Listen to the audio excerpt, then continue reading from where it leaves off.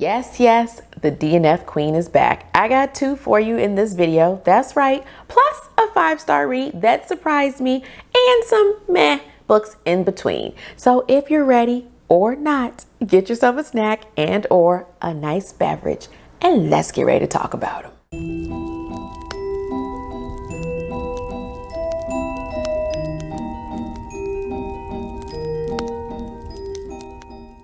Hello, hello, hello. My name is Nakia. Welcome to my channel. It is time for another recent reads video. It's been a minute, so I have a lot saved up. I have a lot of thrillers, a sci-fi, and of course some children's books sprinkled in there too. So without further ado, let's just get right to them because we got a lot to talk about. Now, I know I have some new subscribers. Thank you so much for joining my BookTube family. I appreciate each and every one of you. But in case you're new here, the way I do my recent reads wrap-ups is I start from DNFs and work my way all the way to the best books I read, hopefully 5 stars, but not always. We got one this month. So kicking this video off, we have a DNF, and as always, this is one that's going to rock the boat, make some of you unhappy, but hey, it is what it is. I am starting off this video with Listen for the Lie by Amy Tintera. Yeah, I think the podcast thing may just not be for me, but also I just don't know if this author is for me. But let me explain. So in this story, we are following a young lady named Lucy who one day was found wandering the streets covered in her best friend's blood, and her best friend was murdered. So of course, naturally, she is the main suspect, but through investigations and everything, she is clear, but people still think she did it. Fast forward to where we are in this book. There is a guy with a podcast who is opening up this case, and he wants to investigate and interview her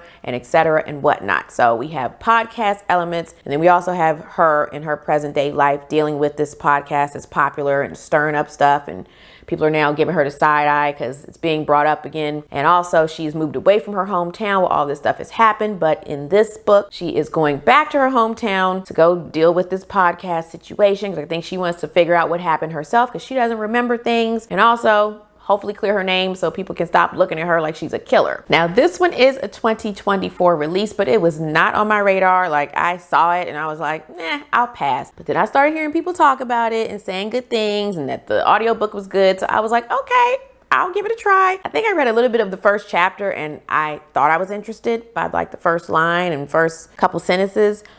But then once I got into it, it's not my thing. Now, I did put this on my spring TBR because, as I said, once I knew about it, I knew I wanted to read it. But again, this is not my typical type of mystery thriller that I generally enjoy. Now, what did not work for me in this book was the main character. I just could not deal with her. She was just annoying to me. Now, I'm sure this is probably one of those books where the main character is supposed to be annoying. You're not supposed to like her, but that just does not work for me. As you'll see, I have another book on this list that I had the same issue with. But yeah, I don't like reading from the perspective of a main character who is annoying or just not nice to people. And I'm not alone in this because I found some reviews where people were saying the same things that I was thinking. So I'm just going to read a couple of those reviews because they say basically how I felt. I have it here on my phone. One review said, Lucy comes off bitingly sarcastic and deadpan. Since this is a personality typing I cannot get along with in real life, Tintera did a good job with the character because I did not like Lucy. Same, I don't like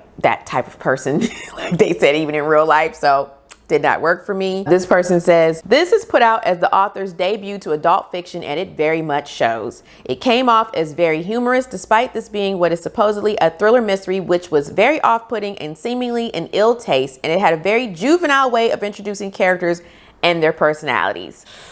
Sadly, I agreed. Couple more. The main character was so annoying in that basically everyone she talked to, she thought about killing. That I also was like, And then lastly, again, this also explains how I felt. I tried to get into it, but just couldn't. The main character is kind of annoying. She is trying to be sassy, but failing miserably. So yeah, I think that's what it was. This character was, like I said, just too snarky and, as they said, sassy, and they were just annoying me. I am clearly in the minority on this because the average rating on Goodreads is 4.20, so don't necessarily take my word for it. But if you're like me and you don't like a mean, snarky main character, then you probably won't like this either. Oh, oh, I had a couple examples of some things that this main character was saying in the book that I took some screenshots of because I had the ebook as well. Okay, so this is a moment in the beginning of the book. It's no spoiler or anything. It's just we're getting introduced to her and her boyfriend that she lives with. And this is a moment where she's fixing her boyfriend dinner. I think they're sitting down to eat. And she says, he swallows, his Adam's apple bobbing. And I briefly imagine stabbing the fork straight into his neck. And I was just like, this is supposed to be your boyfriend that you like and care about? Okay. Then there's another part where she was talking about her 20-something-year-old self thinking how she would be at 30. And she says, that shiny, smug newlywed with a 4-bedroom house was so certain that she had life figured out and it was all going her way. Guess what, asshole? I also have heartily applied for a couple of new jobs over the weekend and already got a rejection from one. I'm really killing it lately. Pun intended in parentheses. Was on my nerves. And then she was just not nice with things she was saying about men, and her boyfriend already said the boyfriend line. This is a part where she's just talking to the guy who wants to do the podcast for her, and he's just talking to her like, you know, are you going to do the interview or whatever? And he says, are you going to tell me? And she says, what? He says, your side. And she says, for fuck's sake, men are such babies. I was just like, oh my Lord, she's just so mean, and I don't like it. I just don't like people like that. And so I was just so irritated. I think I got past the first chapter. When we got to the second chapter and she was still doing it, I was like, nope, I can't with this child. And yeah, like the other person said in their review, I could tell this is the author's first adult novel. It did feel little, like they said, juvenile. Sorry. If you're new here, I've said that before. I used to try YA back in the day and I just realized it's not for me. They would always annoy me, and that's what happened with this. It's not YA, but it felt like it, I could tell. And then of course, the main thing is like, if I don't care for the characters, there should be a mystery holding my attention. And I did not care about the mystery. I did not care about her finding out what happened to her best friend. I didn't care if she got cleared. I didn't care. I didn't like her enough to keep following her through the rest of this book. So I was just like, whatever, we're done here. I'm not gonna force it. We're not gonna do it. So I DNF'd this at page 27, chapter 5. I gave it a good go because I was annoyed with her from the first chapter, but I kept going. And the audiobook didn't help either. And I tried to even look up spoilers for this book. Apparently it is so confusing that I couldn't even get a straight answer from reviews on Goodreads about the spoilers. And I was like, you know what? I don't care enough to try to decipher this. We're done here. So moving on to my next DNF. All right, moving on to my next DNF, another popular thriller book that has high ratings on Goodreads, but clearly not for me. This is another one that was on my spring TBR, and I think this is another one I was not interested in. I've never read anything from this author. I don't think she's written anything that has appealed to me, but again, a podcast element, and I heard the audiobook was good, so I was like, let me give it a try. I know myself better than I should be listening to other people. That is not a correct sentence, but you know what I mean. Anyway, I'm speaking of, and you'll probably be upset about this one too. None of This Is True by Lisa Jewell. I had such high hopes for this one because this is the one with the birthday twin situation. We follow a main character named Josie. Well, two main characters, Alex and Josie. Alex is a popular podcaster. Like I said, we have the podcast element, and Josie is someone that she meets that is her birthday twin. They meet at a restaurant on their birthday, and then later Josie finds her. I forget how she met her or found her, stalked her, whatever, but she propositions her to follow Josie's story. She's basically like, you normally do a podcast about women who have changed their lives for the better, but you've never done a podcast following someone who is about to change their life. And so she's like, I think it would be fascinating. And Alex is like, you know what? That sounds like an interesting concept. I think I'll do it. So then the synopsis says, because I didn't get this far in the book, but the synopsis says that something happens where Josie disappears and Alex becomes almost her own true crime podcast subject, something like that. So this is one I did read the spoiler. I do know how it ends. I do know what the twist is and all of that. Once I saw what it was compared to, I didn't even have to read the spoilers. I already knew what the twist was because I read enough of this where I was like, oh, okay, I know what happened. But I did read the spoilers and I was kind of like, it's fine. Now, in this book, we have the two POVs. We go in between Alex and Josie. And in the beginning of the book, it is just very much domestic-y, home life. And if you're new here, I am just not one for the domestic thrillers. That is just not my thing. I usually love a sci-fi thriller or more just fast-paced thrillers, more gritty. Like, you know, I just recently loved The Ascent, and that was all in a prison. And I love The Passengers by John Mars, and that one is also gritty and deals with some futuristic politics elements. It's a techno thriller, as they call it. And so, yeah, the domestic ones with the spouses and the kids and that just usually doesn't work for me. Those of you who love it, no tea, no shade. You do you. just not for me. And so I was just bored with this. I just did not care about these two women. I didn't care about the podcast. I didn't care about whatever they were gonna do. I just didn't care. And when I don't care, we're done here. This one was probably slightly worse than Listen for the Lie because I didn't even care about the two characters or the mystery. I guess it's similar. Listen for the Lie, I didn't like the character and didn't care about the mystery. This one, I didn't mind the two characters. I just didn't care. They were boring me. I didn't care.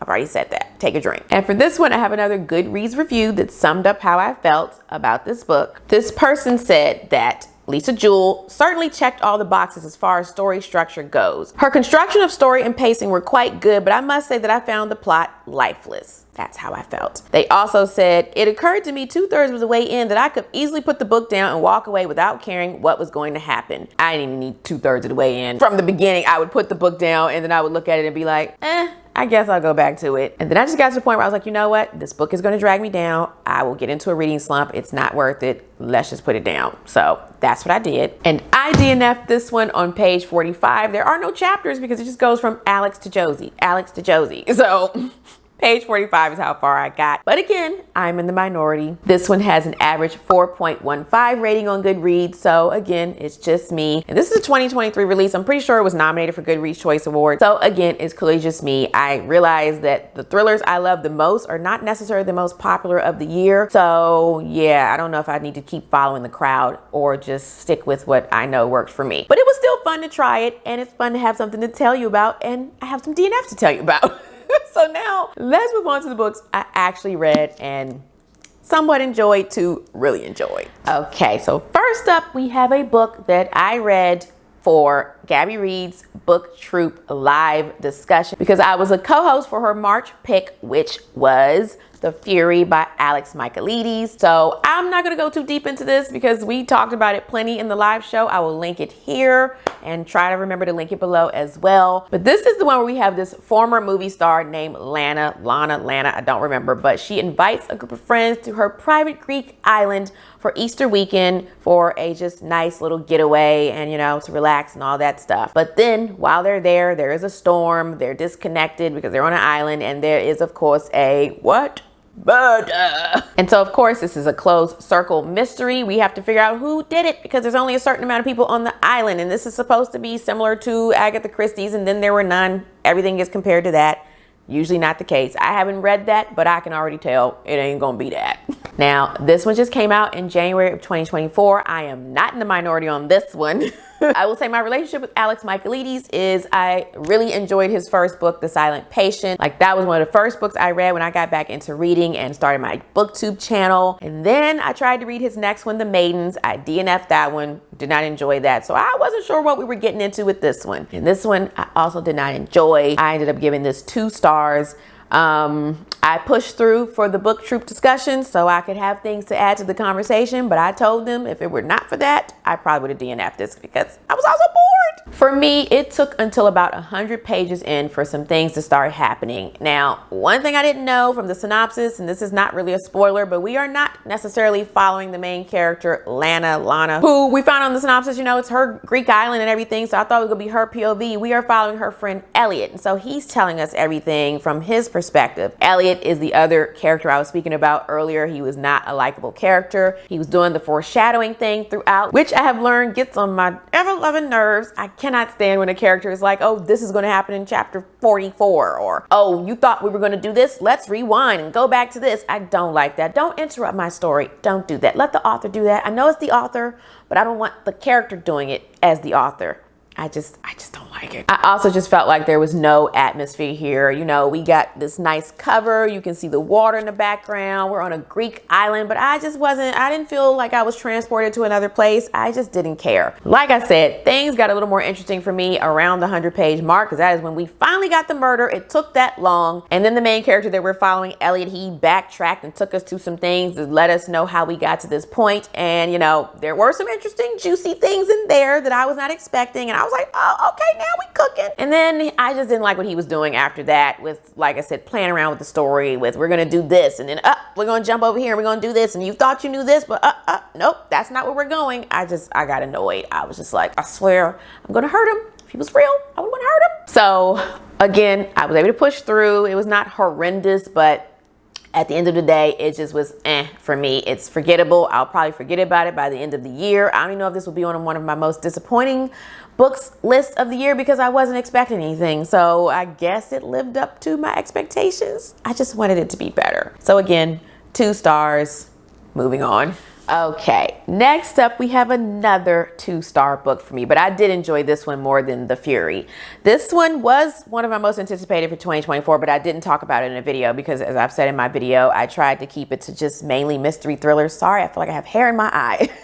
I tried to keep it to just mainly mystery thrillers, and so this is a sci-fi, and I did not have a ton of sci-fi on my list this year, so I had it on my radar, and I knew I wanted to read it, but I didn't talk about it. But anyway, I'm speaking of Deep Freeze by Michael C. Grumley. This is the one that sounded like it was so up my alley. We have a main character named John Reef. He is in a bus accident where the bus goes into the water. It is the freezing depths of the lake, ocean, whatever body of water we got.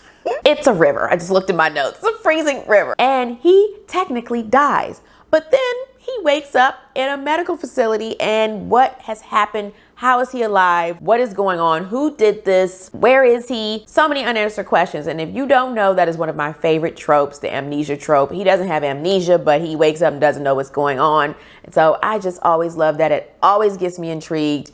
Sadly, though, this let me down. My problem with this one is false advertising. If you read the synopsis for this book, it is all talking about John Reef, and he's an ex-army veteran, and how he has this accident and he wakes up and what is going on and, you know, who's doing this to him. I already said all that myself. But that is not what we get in this story. We are mainly following the sciences behind what is going on with him. Like 80% of the book is dealing with these sciences. And I was just like, where is he? It's like he has the accident. That's like the first chapter. That's not a spoiler. It's also in the synopsis. And then we switch to the POV of these scientists that are like checking on him and what's going on, and is he awake, and how's his heart rate? Can he speak, and all this stuff. And I was like, I don't care. And then they're going off and talking to each other and discussing things. And I was like, can we get to him? I thought this was going to be like an action-packed sci-fi thriller where, like I said, he wakes up and what's going on, more like my Blake Crouch kind of books. I thought that's what we were getting with this, and that's not it. This was so heavily science-based. Like I said, we were mainly following the scientists, and I was just kind of like, okay. So when I got to the second chapter and I realized that's what we were getting, I was like, let me try the audiobook. So I switched to the audiobook, which was narrated by Scott Brick, and I really love his narration style. I now know that he narrates a lot of the Jack Reacher books, and he also narrated Jurassic Park. So now I'm intrigued to read those. I think I already had a Jack Reacher book on my list. That's more up my alley. But Jurassic Park, I've heard enough people talk about it. I've seen the movie 1,000 times, but now that I know he narrates the audiobook, I may have to pick that up soon. So clearly I recommend the audiobook, and I mainly did this by audiobook listening in my car when I was running my errands. So it took me a while because this was on my winter TBR, and I'm just reporting back to you in spring. But through the audiobook, again, I was able to enjoy it. I still would say the beginning and the end were the best, and the middle was just meh.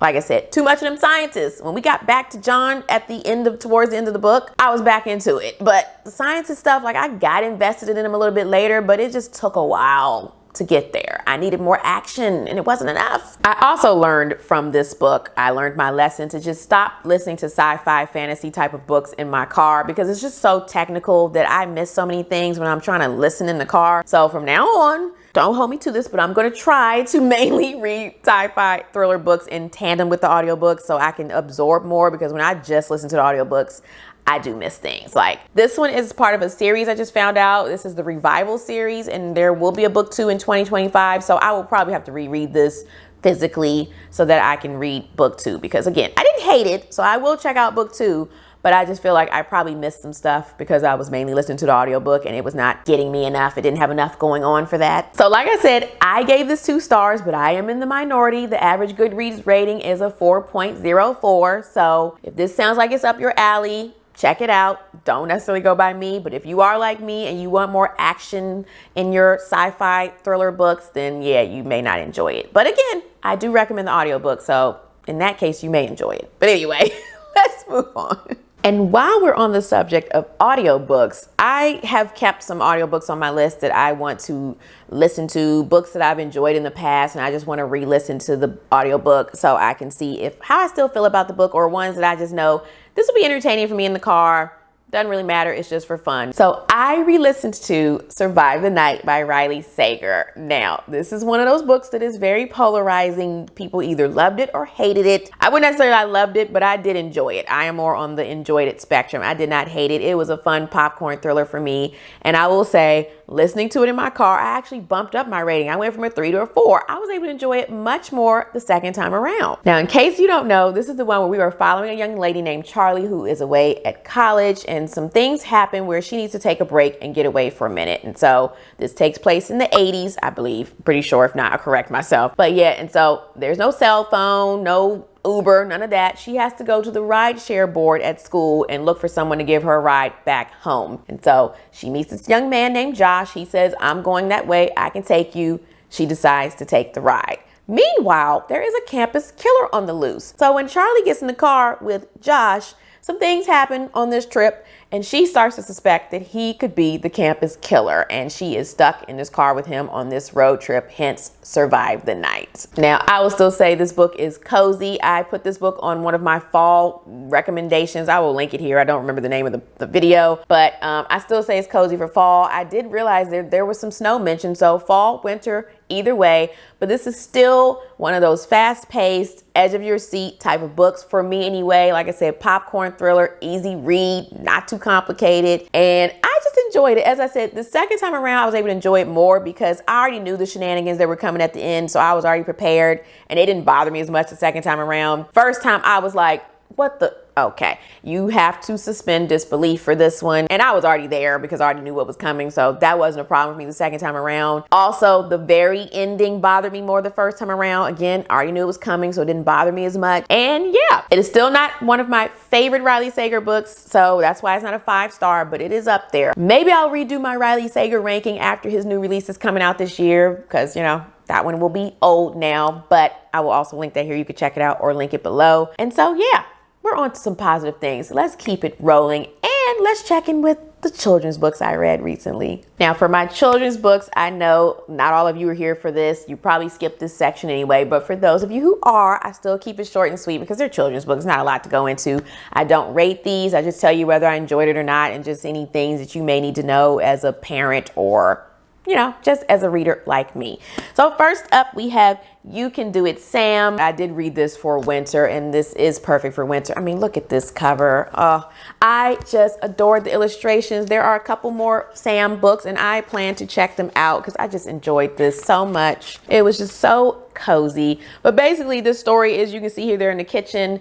Sam and Mrs. Bear, his mom, they're making some cakes, and then they go to deliver them to some, you know, friends and family that live nearby. I think we're just friends. I can't fully remember. The whole reason it's called You Can Do It, Sam is because Mrs. Bear tells Sam that he can go take the cakes to the doors, and he's just like, me? She's like, yeah. You can do it. I believe in you. And so he does it. He's a big boy and he goes to drop the cakes off at the neighbor's house. And then they end up coming back home and enjoying the cakes themselves together. It was just so sweet and cozy. And like I said, they do have another one of these in the series, and I'm going to check that out in the future. So stay tuned to find out what that is. But I recommend this for winter. Oh, so cute. Next up, we have Arthur's Computer Disaster by Mark Brown. And I've been reading a lot of Arthur books lately. It started with Arthur's Halloween. I think that's the name of it. And I've been keeping it rolling. You know, they're still cute and cozy for me, so I'm still continuing. And this one was actually the favorite that I've read so far. This one basically is where Arthur is playing this computer game and he's all into it. And he wants to play. I think they tell him he needs to go to bed. He ends up playing the game on his mom's computer. She gets called away to work or something. Hopefully you can see that. And while he's on her computer, of course, something goes wrong and he messes up and then he tries to hide it. And long story short, of course, it's one of those things where you should have told me the truth, that kind of thing. But I really like the ending because this is one where the mom didn't come out looking so good. She ended up playing the game herself by the end of the book. And so again, this one I actually really enjoy. I think a lot of them, the ending always falls flat for me. This one did stick the landing, so I did enjoy it. And of course, there will be more Arthur books I will read in the future.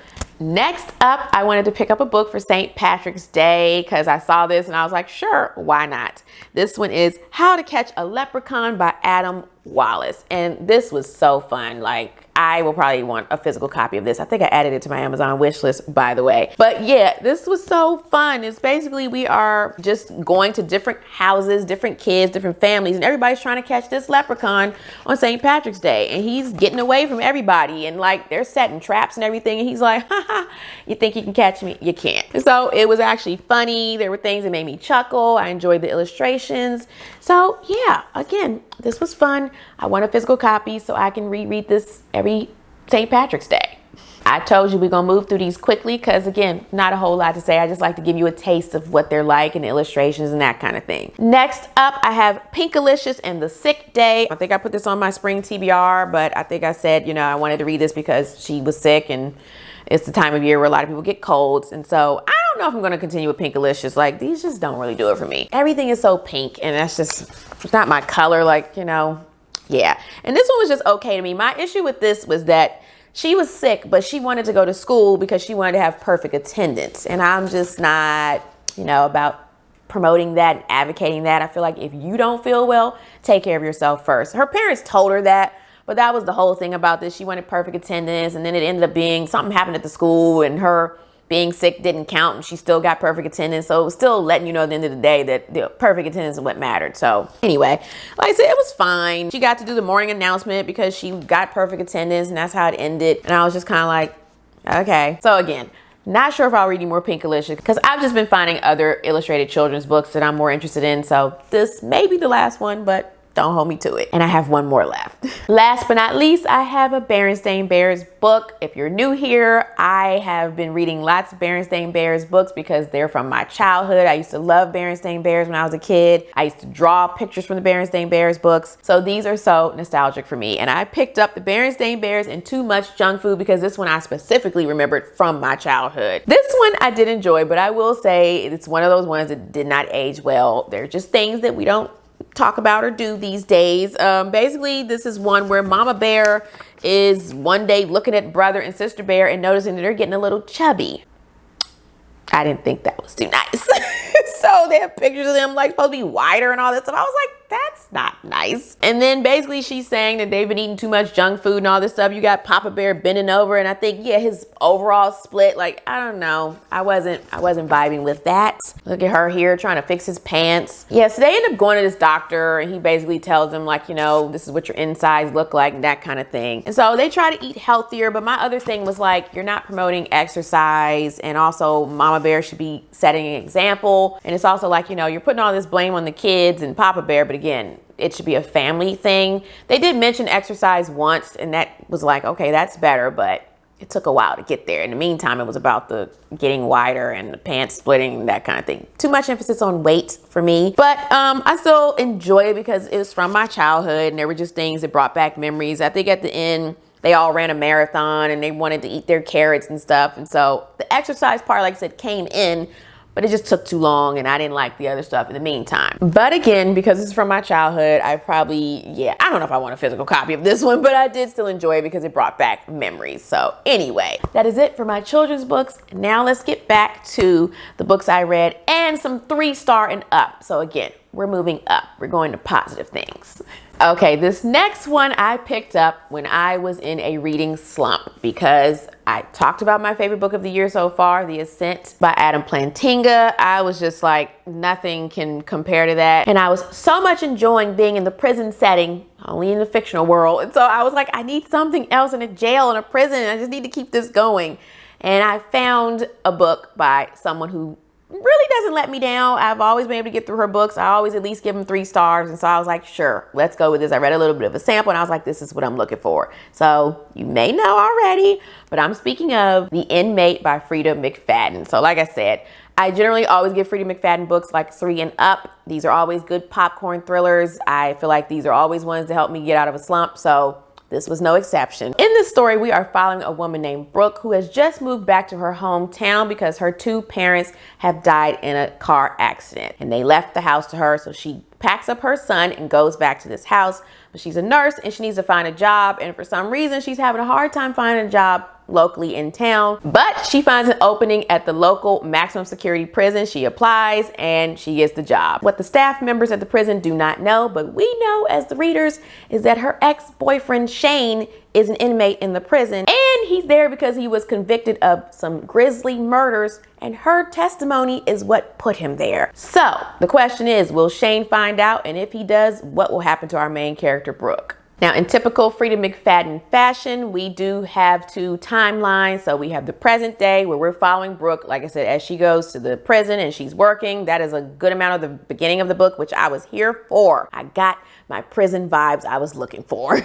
Then we also have flashbacks to 11 years prior, which is the night of the murders that Shane is convicted of committing. And again, Brooke, our main character, was there, which is how she was able to testify. She is one of the ones who survived. Now, this is what I'm talking about, where I really was connected to the main character. I will say that is one thing I enjoy always with Freida McFadden's writing. I'm always invested in the main characters. Even with the Housemaid series, I was like, this is a little domestic-y, but we're gonna see. But I was so invested with the main character that I was along for the ride. Even when she was introducing some romance, I still was here for it. Same thing for me with the Finley Donovan series. Not my usual subgenre of mystery thriller, but I was connected to the main character, Finley Donovan. So anyway, same thing with this book. I was here for Brooke. I was along for the ride with her. And of course, we get lots of twists and turns. That's what Freida McFadden also does. I will say that some were predictable for me, especially when we got towards the end. And there were some other ones I didn't see coming. Some of the ones I didn't see coming were a little bit ridiculous, like Lifetime movie-ish, and made me chuckle. I was talking to the book and yelling at the book, but I always say, that makes my experience better. It's memorable. I enjoy when I'm saying, oh, no, you didn't. Oh, those kind of things, it makes it fun. So like I said, this was a good popcorn thriller. It was not perfect. I ended up giving it 3.5 stars. I will probably round down to 3 on Goodreads because I wouldn't put it up at a 4. It's not like, oh, it was almost perfect. That's 4 for me, or 4.5. There were some things, like I said, I had some issues with, but it was still fun. Got me out of my reading slump. So I am grateful to this book. And I recommend it if you're looking for a book about prison, jail, and some twists and turns and, you know, that kind of thing, a main character you can enjoy. I recommend it. Let's move on to the next one. Last but not least, we have a book that surprised me. I did not think I was going to enjoy it as much as I did. Well, it's a graphic novel. This was on my spring TBR, and I am happy that some of you were excited for me to read this book. You left me comments on my spring TBR video because I thought, like, I'm just reading this for me. I don't think anybody else is going to care, but some of you were excited, so that made me happy. So I am happy to report that I read Bruce Wayne Not Super by Stuart Gibbs. I said in my spring TBR video that I think this popped up for me on my library site, and I saw the cover and it intrigued me, and I looked at some of the pages and I was like, this looks interesting. Why not? So for some background, we are big comic book fans in my family, my immediate family. You know, we see all the Marvel stuff, a lot of DC. I have skipped some stuff lately, but I will say Batman has always been a favorite of mine since I was a kid. I love the Michael Keaton, Tim Burton Batman. That's from my childhood. And I even used to watch the reruns of Batman from the TV show. And so I've always been into Batman. That's probably the DC character I know the most. So in this book, we are following young Bruce Wayne in middle school. I think the school is Gotham. So the name of the school is Gotham Preparatory School for the Really, Really Gifted. And so I was into the illustrations that also interested me about the book. But yeah, we're basically following him at school, and his issue in this book is that everybody at the school has superpowers, but he does not. And I found out when I was reading this that this is basically his origin story of how he became Batman, how he came up with the name, how he picked his costume. He's already living with Alfred, so his parents have already been murdered. If you don't know, that's his backstory. And some of the other main characters in this book are Clark Kent, Selena Kyle, Dick Grayson, and Jack Napier. Now, I'm not even gonna lie to you. I knew Selena Kyle. Of course, everybody knows Clark Kent. But Dick Grayson and Jack Napier, I had to look them up. I was like, who? I had my phone out and I was looking up so many things. So I found out that Dick Grayson is Robin, Nightwing, whatever you want to call him. And Jack Napier is the Joker. I actually had to quiz my daughter. I was like, do you know who Jack Napier is? And she was like, no. So we didn't know that. It was very interesting. You can see a lot of them here on the cover, but I enjoyed this. It was actually really funny. I was laughing out loud through most of this book, which was surprising to me. I was not expecting that. And so the way he ends up becoming Batman is because he's trying to fight a school bully at the school who is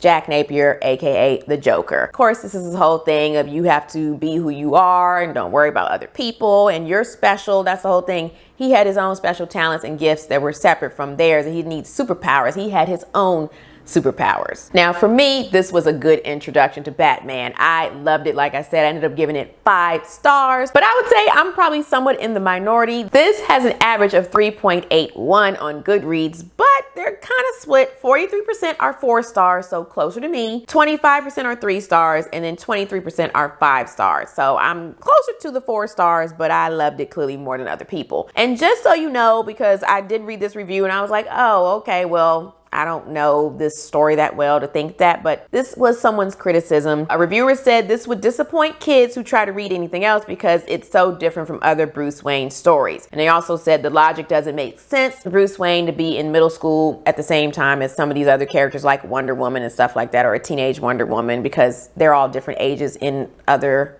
comic book versions. I felt like you already see all of them on the cover. No tea, no shade to this reviewer, but you already know they're all supposed to be kids. They're all supposed to be in school. So that's what you signing up for in this graphic novel. I was fine with that. I know the difference between this one and the other. Or there's so many different versions of Batman out there. I mean, they all start with his parents dying, but other people want to tell different versions of the story. You have the Robert Pattinson one that just came out. You have the Tim Burton version. You have the Christian Bale version. So, I mean, hey, that's the thing with these comic book stories. There's always different versions out there. So, like I said, I really enjoyed this one though. This was 5 stars for me. It was so fun, funny, had a good message, heartwarming, all those things. So like I said, I am so pleasantly surprised, and I am still going to read my Alfred book, the Butler one that I talked about, my spring TBR, is right next to my bed. I'm still going to read it. And because of this, I actually added another one to my TBR, which was they gave you a sample at the end of this book, Clark and Lex. So this is Clark Kent and Lex Luthor. So I added this to my TBR too, because you can see some of the illustrations here. So I was like, hey,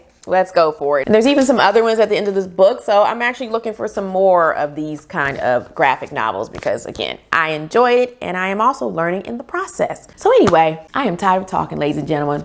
Let's wrap this up. All right. That concludes my recent reads wrap up. I think this is number 8 for me, which again, I am enjoying doing recent reads because I can take my time and I wait till I collect up a good amount of books to report back to you. And then I have a lot to talk about. And then I get to the point where I'm like, oh, we got a lot, but I can take all these back to the library finally. So let me know in the comments down below how you feel about these books. Get into it. I want to know. I know you all have things to say about None of This Is True and Listen for the Lie, because those are super popular. I'm going against everyone else as usual. Or feel free to let me know what is one of the best books you've read so far this year. We are in April, and so things have changed. Hopefully you do not see this by May. Fingers crossed I can get this edited in time. Let me know what is one of the best books you've read so far this year. And if you don't have a comment, but you just want to let me know that you were here and or show me some love, you can leave me a bat emoji for my Batman book or something to do with Batman. Surprise me. I always say I love when you guys surprise me. And of course, I will have all of these books below, as well as ways you can support my channel. Anything helps. It's always appreciated. And I think that is enough and all for this video, my beautiful people. So until next time, snuggle up in your hideaway with a good book, unplug as much as possible, be kind to all kind. And I will see you in the next video. Bye.